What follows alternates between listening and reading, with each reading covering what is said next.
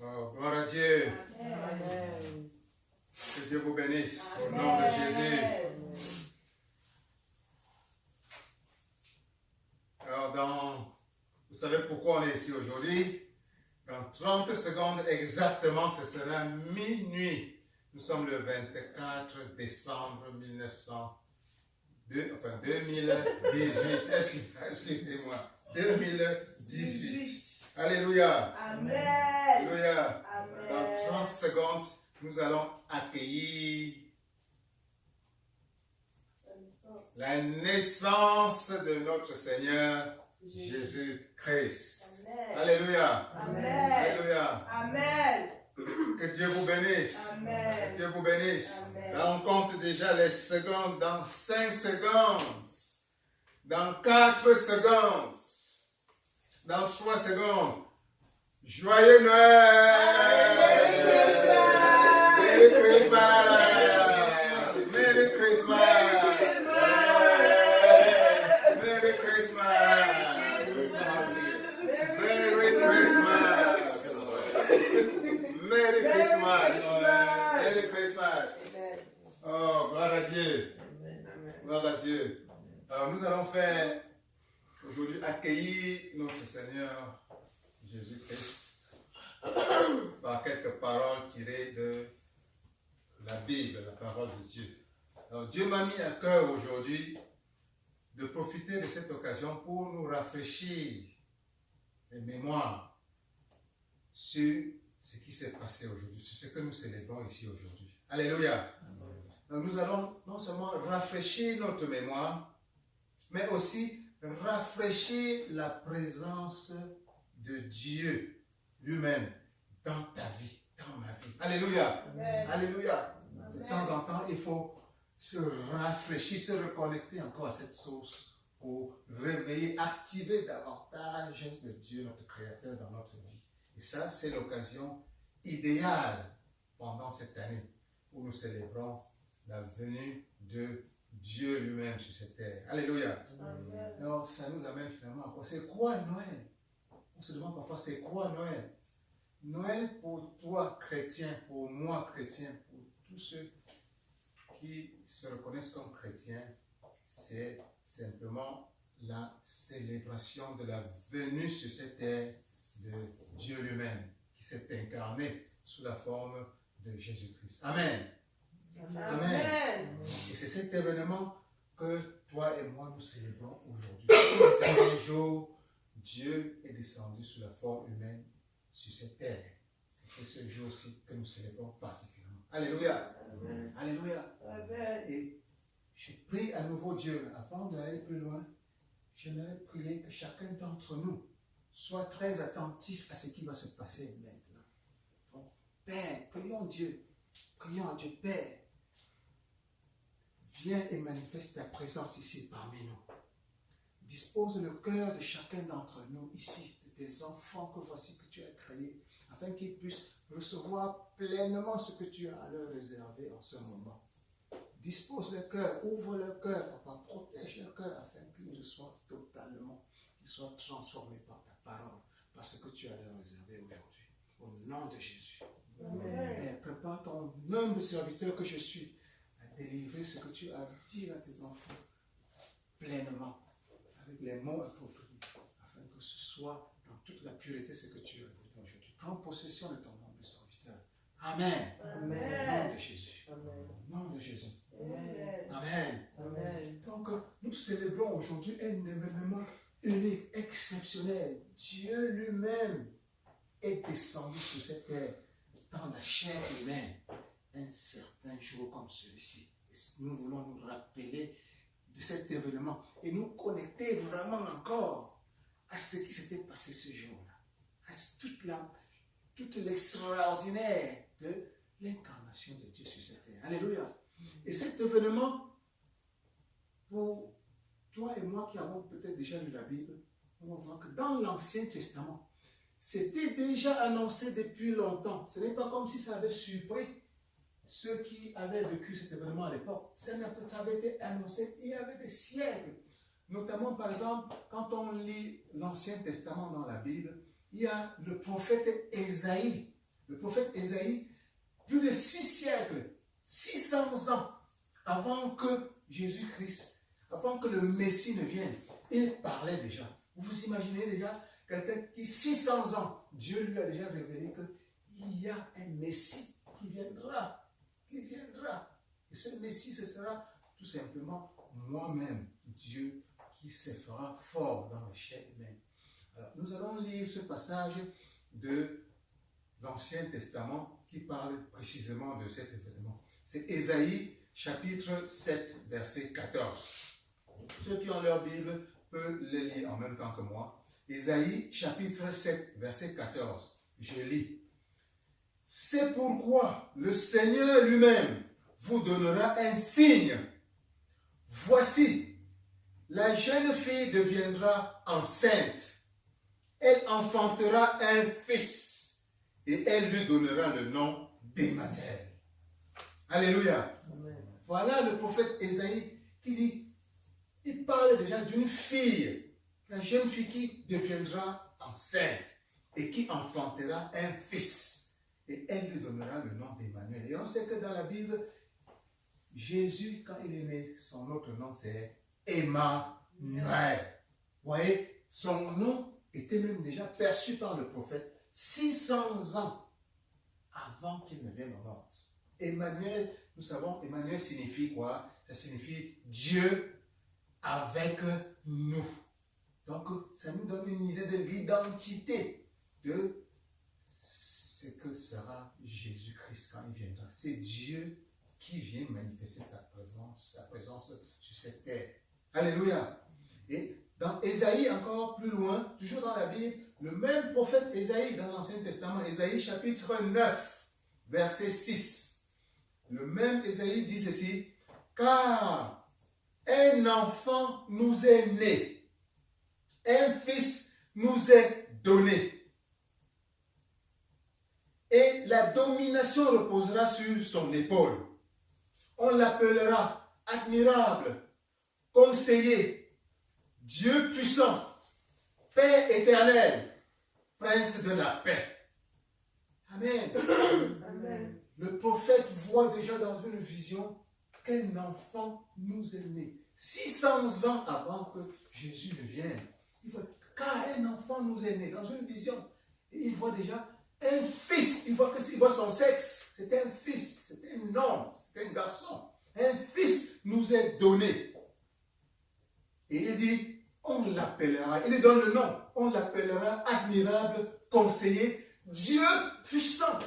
Donc c'est Dieu lui-même, Dieu puissant. Il lui donne ce nom, il dit Père éternel. Voilà, il voit dans cette vision que cet enfant, ce n'est pas un enfant comme tout le monde. C'est Dieu puissant. C'est le Père éternel. C'est le prince de la paix. Là, il parle de Dieu lui-même qui se sera incarné, qui serait pris forme sous la forme de cet enfant qu'il voit dans sa vision. Alléluia. Alléluia.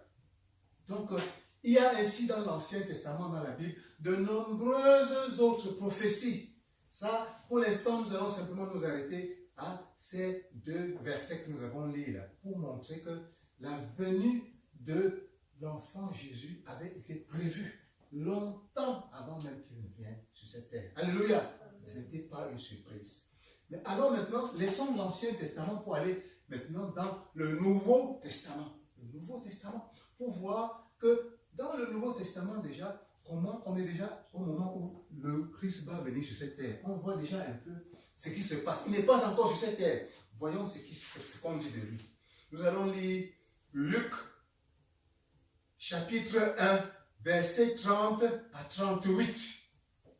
Alors là, Jésus n'est pas encore né. Maintenant, un ange vient rencontrer la jeune fille qui s'appelle Marie pour lui annoncer quelque chose, une nouvelle qui va la bouleverser. Et ce sera en ces termes-ci.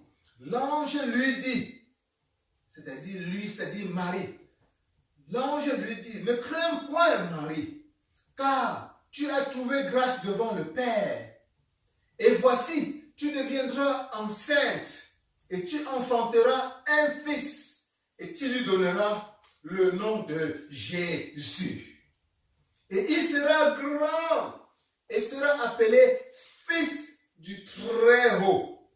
Et le Seigneur Dieu lui donnera le trône de David, son père. Il régnera sur la maison de Jacob éternellement. Et son règne n'aura point de fin. Voilà ce que l'ange dit à Marie, qui est encore jeune fille, absolument vierge. Elle n'a pas connu d'homme. Et Marie dit à l'ange, voici la réponse de Marie. Marie dit à l'ange, comment cela se fera-t-il, puisque je ne connais point d'homme? Et voilà l'ange qui répond. L'ange lui répondit, le Saint-Esprit viendra sur toi, et la puissance du Très-Haut te couvrira de son ombre. Alléluia. Voilà la réponse de l'ange à Marie. Le Saint-Esprit viendra sur toi et la puissance du Très-Haut te couvrira de son ombre. Et l'ange continue en disant, c'est pourquoi le saint enfant qui naîtra de toi sera appelé Fils de Dieu. Alléluia. Amen. Dis avec moi, Fils de Dieu. Fils de Dieu. Il sera appelé Fils de Dieu. Fils de Dieu. Alléluia. Amen. Et l'ange continue en disant, voici, Élisabeth, ta parente, a conçu elle aussi un fils en sa vieillesse. Et celle qui était stérile est dans son 6e mois. Élisabeth ici, c'était une des parentes de Marie. Elle avait déjà, à ce moment-là, 6 mois de grossesse. Et cet enfant, la Bible nous dit que cet enfant, c'était Jean le Baptiste. Alléluia. Et c'était lui justement qui devait aller annoncer la venue du Christ. Amen.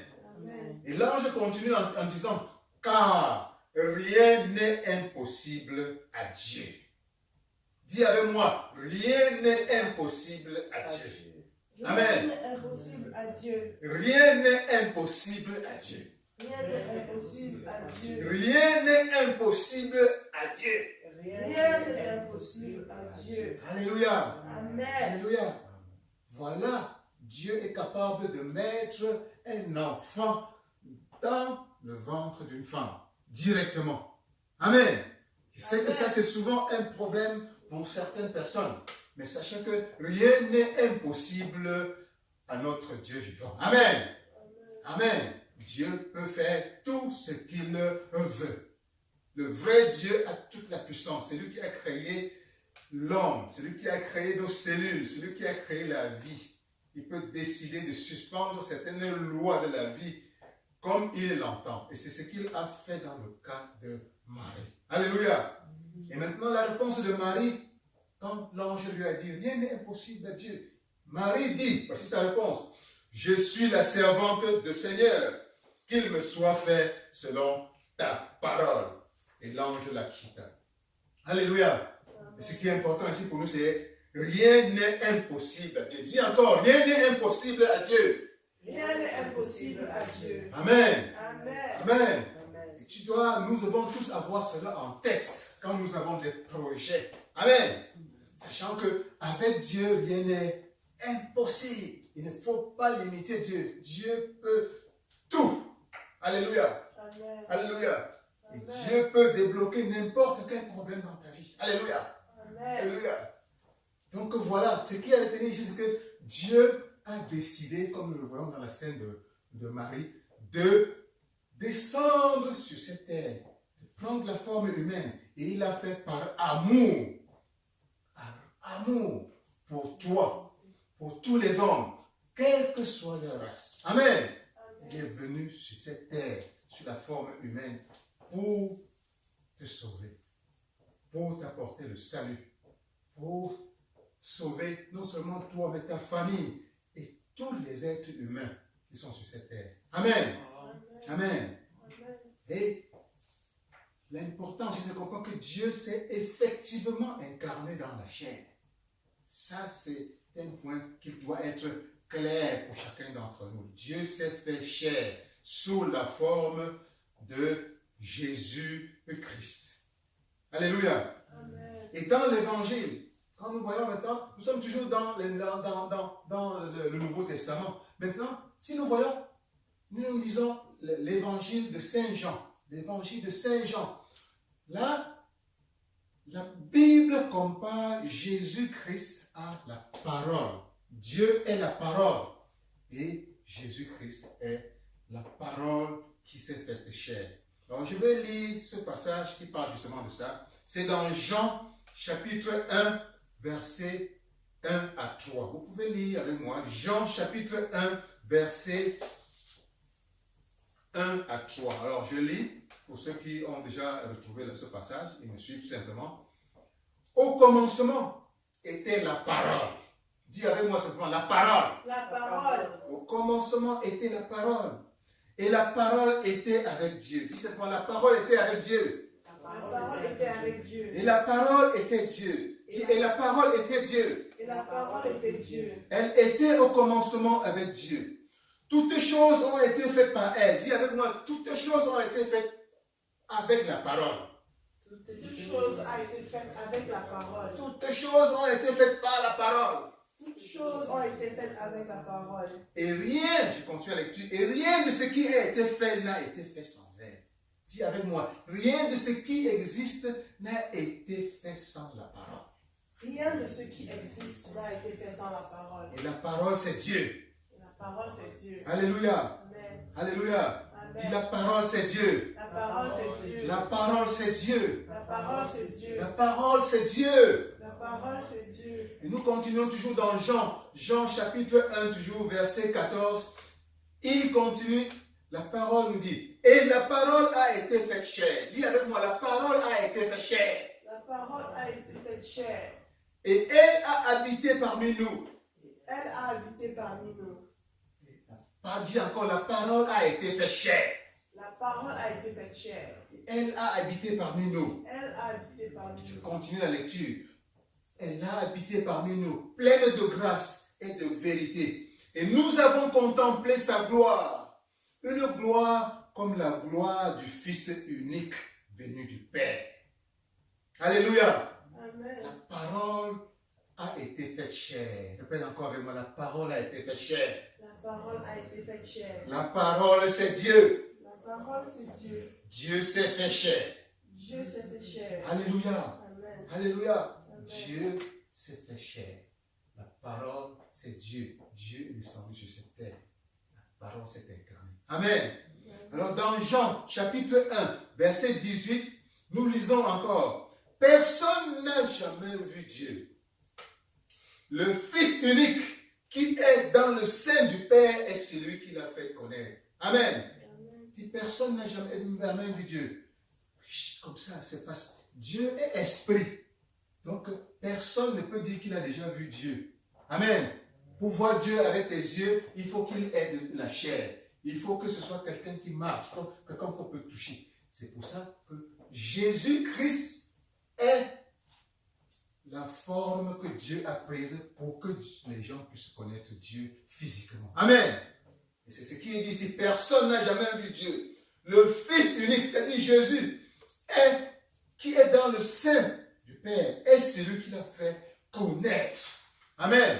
Amen. Amen. Jésus, Dieu, si Dieu a permis qu'on puisse le connaître physiquement à travers l'incarnation dans la forme humaine en tant que Jésus-Christ. Amen. Amen. Sans cela, on n'aurait jamais su qui est Jésus, qui est Dieu. Dieu serait simplement un esprit. On ne voit pas un esprit. On peut ressentir intérieurement l'esprit, mais on ne peut pas le toucher. On ne peut pas l'entendre. On ne peut pas le palper. Jésus-Christ est le moyen par lequel Dieu a permis au genre humain, ses enfants incarnés ses enfants, toi et moi, de pouvoir dire, oh, nous avons une opportunité au moins de voir, de toucher Dieu, le Père qui nous a créés. Alléluia. Alléluia. Et même maintenant, il te dit, Jésus-Christ est descendu sur cette terre. Pourquoi? Tout ce qu'il veut, c'est que tu l'acceptes dans ta vie. Que tu l'invites dans ta vie. Dès que tu reconnais que Jésus-Christ est Dieu qui s'est incarné, qui est Dieu qui s'est fait chair, et que tu acceptes de l'inviter dans ta vie, dans ton cœur, c'est tout ce qu'il attend de toi. Il est venu simplement pour s'incarner, porter tes péchés sur lui, vivre une vie humaine, porter tout ton fardeau sur lui, afin que tu vives désormais dégagé de tout ce fardeau. Alléluia! Tout ce que Jésus attend pour toi, la seule chose qu'il attend pour toi, c'est que tu reconnaisses qui il est. Et dès que tu as reconnu qui il est, tu dis, Père, viens dans mon cœur, viens dans ma vie, prends ma vie entre tes mains. Désormais, c'est tout. Tu vas sentir un poids, le poids de l'existence tomber sur toi. Tu vois, c'est parce qu'il va te nettoyer de tous tes péchés. Désormais, tu ne seras plus seul. Tu avanceras avec une nouvelle force. Et tu auras désormais la vie. Tu sentiras ce que c'est que la vie de Dieu s'écouler en toi. La vie de l'éternité. La vie de l'immortalité. Amen. Amen. Alléluia. Amen. C'est dans ça. C'est de ça que l'apôtre Pierre, par exemple, faisait allusion dans la Bible quand il affirmait au sujet de Jésus.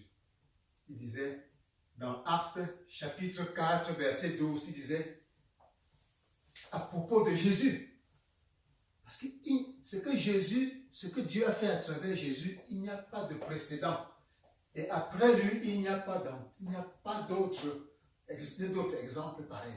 Jésus est le seul moyen que Dieu a utilisé à un moment donné pour venir sur cette terre, pour nous réouvrir les portes du paradis. Parce que ce qui s'est passé, c'est que Dieu t'a créé, Dieu avait créé Adam et Ève et il avait mis au paradis. Mais Adam et Ève ont désobéi et on les a chassés du paradis.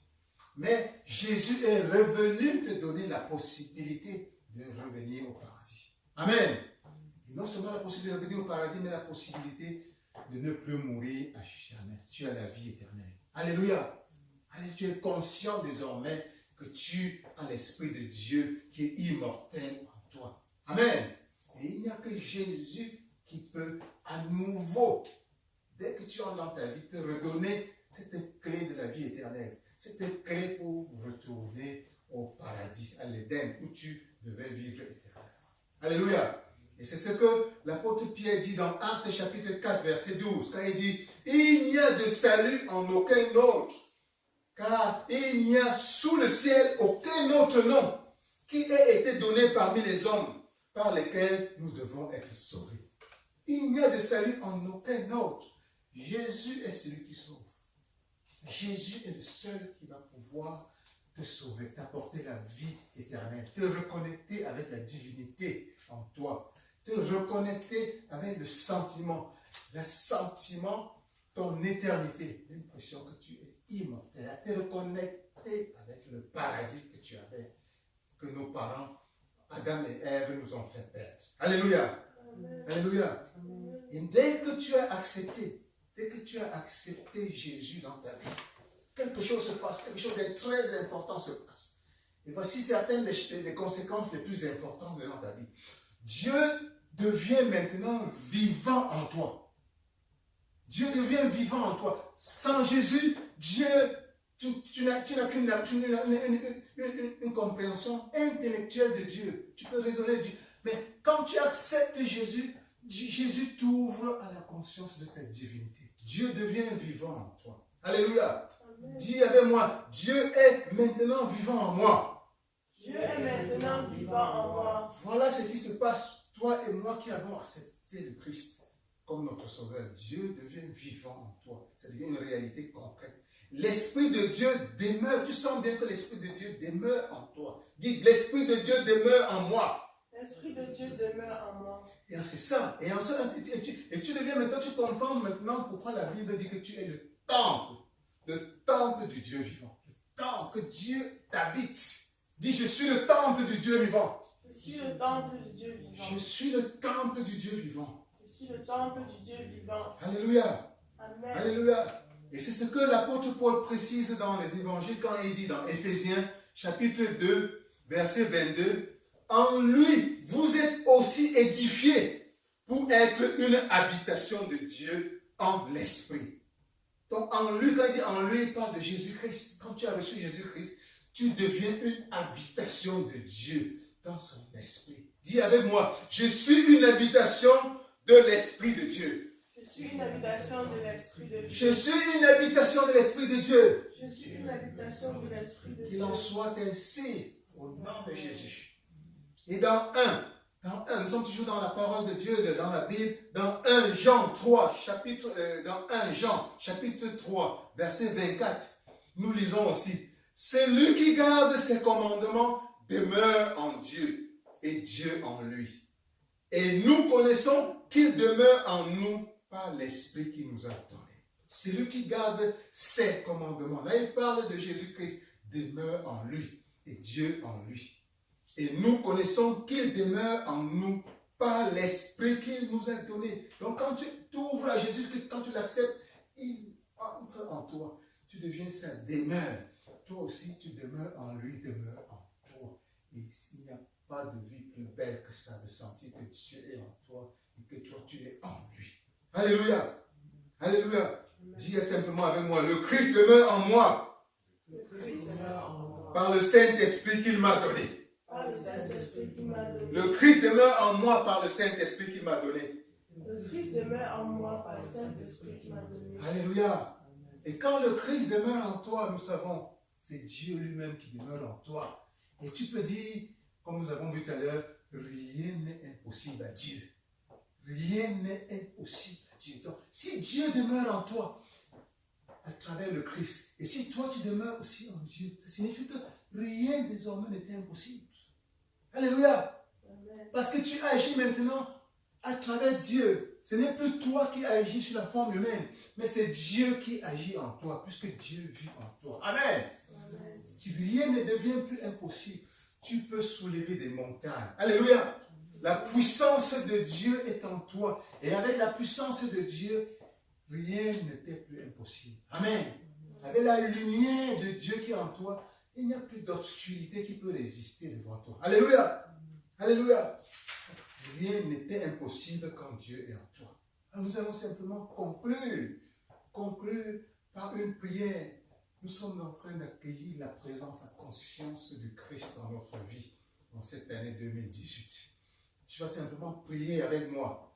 Père, dis avec moi, Père, Père, en ce jour où nous célébrons Noël, j'élève ma voix j'élève ma voix pour t'exprimer ma profonde gratitude pour t'exprimer ma profonde gratitude pour avoir envoyé ton Fils pour avoir envoyé ton Fils sur la terre sur la terre pour réouvrir pour réouvrir les portes du paradis les portes du paradis et de la vie éternelle, et de la vie éternelle pour me reconnecter à toi. pour me reconnecter à toi. Merci Père. Merci Père. Seigneur Dieu, Seigneur Jésus, je reconnais que tu es mon Créateur. je reconnais que tu es mon Créateur. Je reconnais que tu es vraiment descendu sur terre Je reconnais que tu es vraiment descendu sur terre dans la forme humaine dans la forme humaine pour prendre sur toi pour prendre sur toi tous mes péchés, tous mes péchés, tout mon fardeau, tout mon fardeau, afin que je sois sans tache, afin que je sois afin que je sois léger,